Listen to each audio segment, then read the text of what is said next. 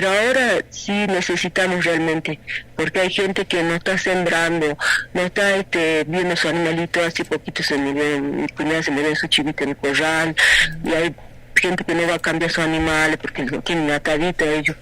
Hay una cuenta donde le pedimos a la gente que deposite ahí para poder comprar forraje, y la gente que está caminando ya está caminando prácticamente descalzo.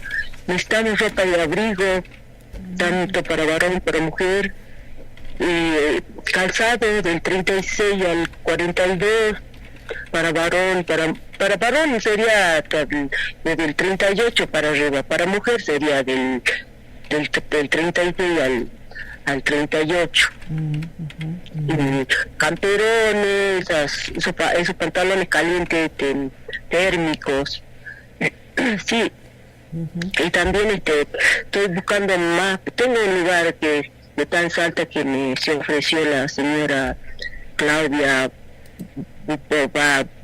Bulacio, creo que es. Ella le dicen la Chiqui, creo que está por Fruto, por ahí más o menos. Ahí ellos están autorizados, ellos recibir donaciones. Y también, bueno, la cuenta, y quizá no estoy hablando con los compañeros feriantes para ver si ellos ya se entraron bien en una dirección donde recibir los así también mercadería, como digo que mi familia, los vaquianos, ellos ya no van a poder sembrar, o sea, va a ser un año perdido. ¿Qué van a comer si ellos viven? Nosotros vivimos de la siembra de los animales, y con esto, como ellos están acá y prácticamente hay esos animalitos, como que ¿quién lo va a ver? Lo poco que pueden ver mis tíos, sus esposas es poco, porque más se necesita un hombre en la casa.